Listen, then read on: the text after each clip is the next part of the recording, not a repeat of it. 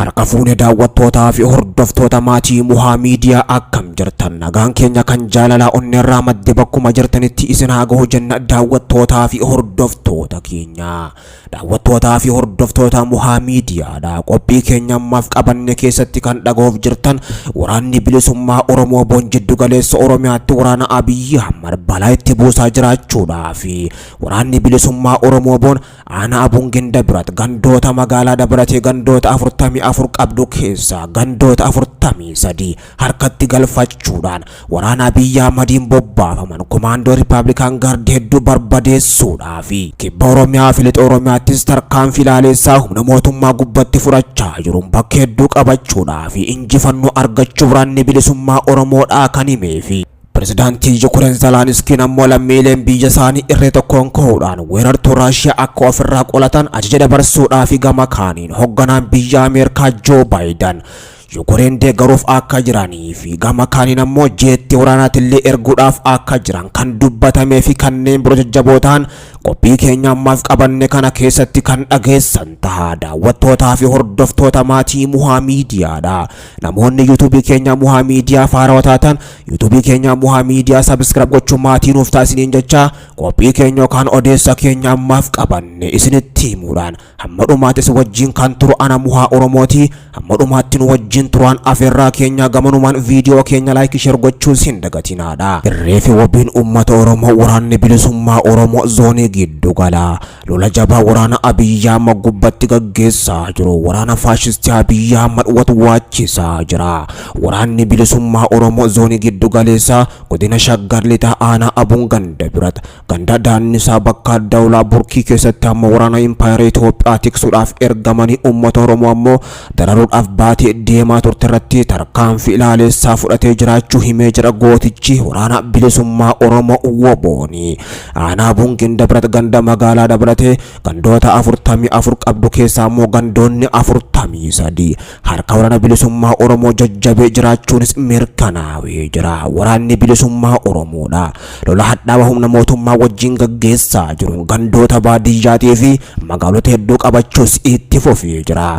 Gandi daannisaa gandoota magaalaa aanaa marsanii argaman keessaa tokko yoo taatu ammoo bakki lolli jabaa WBOdhaa fi waraana mootummaa jidduutti itti gaggeeffame kun magaalaa aanaa bakkee Qalaxee irraa ammoo kan hin fagaanne jedhanii lola guddaa guyyaa har'aan tanaa kanan ammoo ijoolleen Oromoodha injifannoo guddoo argachuus himaa jirti. Waraanni mootummaa Abiyyi Ahmad kan Riippaabilikaan Gaardii jedhamu ammoo ganama kana magaalaa aanaarraa sakattaadhaaf qarqara magaalaatti yooboo jajjabeen waraana bilisummaa Oromoo ammoo itti marsuudhaan meeshaa gurguddoodhaan rasaasa akka bokkaatti itti roobsitee hedduu isaanii fixuu fi hedduu isaanii madeessuutu himamee jira. Waraanni bilisummaa Oromoo WBOn lola jabaa guyyaa har'aan tanaa godheen waraana bilisiginnaa bakka lolaa lamarraa ammoo kan buqqise yommuu ta'u humna Abiyyi Ahmad eegaa turan Riippaabilikaan Gaardii 17 ammoo bakka awwaalcha isaanii gaffa geessuudhaan hedduu isaanii ammoo madoon adabee jiraachuutu himamee jira. Kaabinee fi ergamtoonni PP ammoo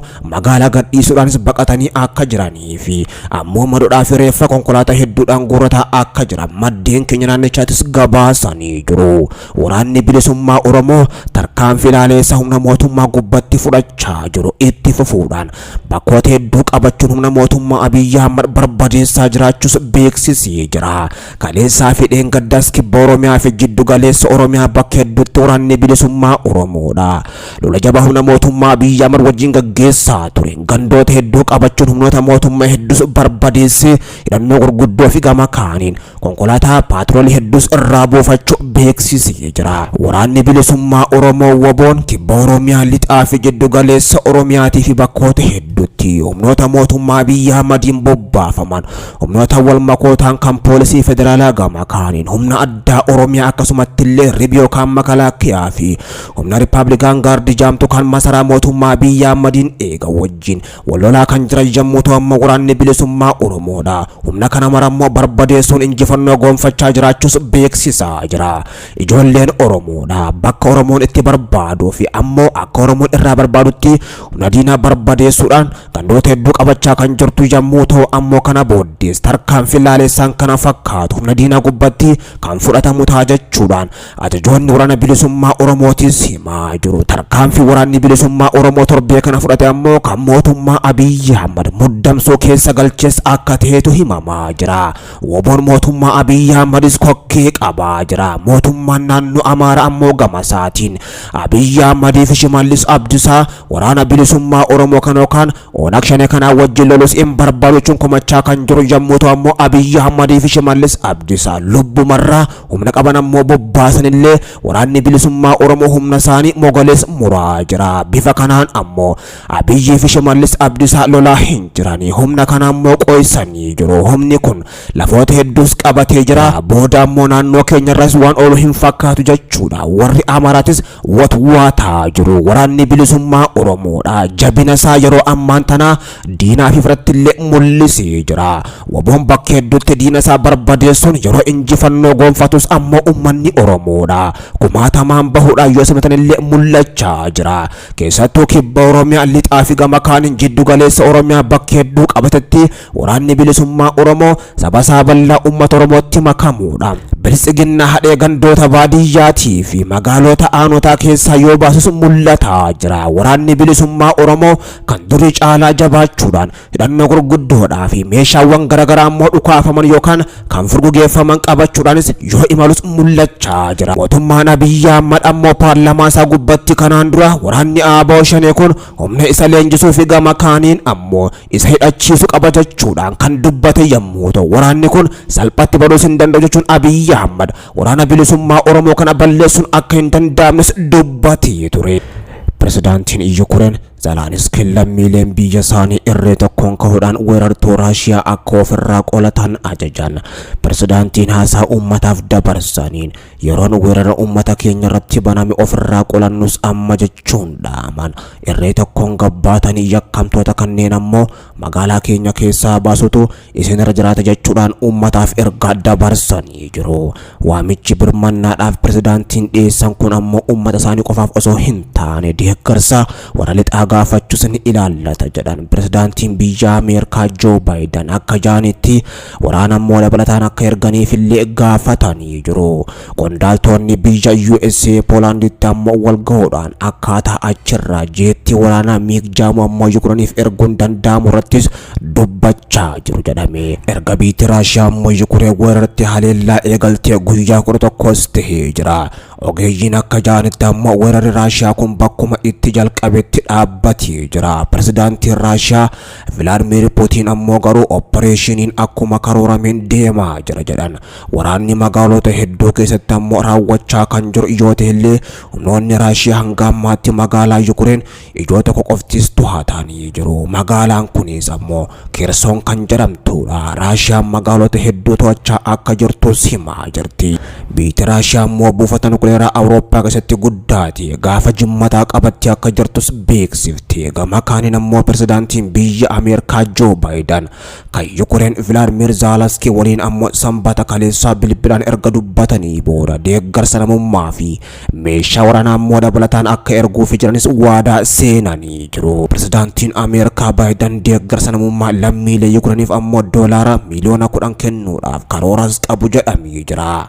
Zeleniskiy ammoo gama isaaniitiin deeggarsi warra lixaa akka eegame miti akka laafee jira jechuudhaan komatanii jiru. Naatoon ammoo qilleensa Yukureen balaliinsa kamirraayyuu bilisa gochuu dhabuun akka isaan gaddisiisellee himatanii jiru hoogganaan biyya Yukureeni. Naatoon garuu ammoo qilleensa balaliinsa irraa bilisa gochuun no fly zone waraana hamatti ammoo kan geessu waan ta'eef jedhee irra of qusatee jira.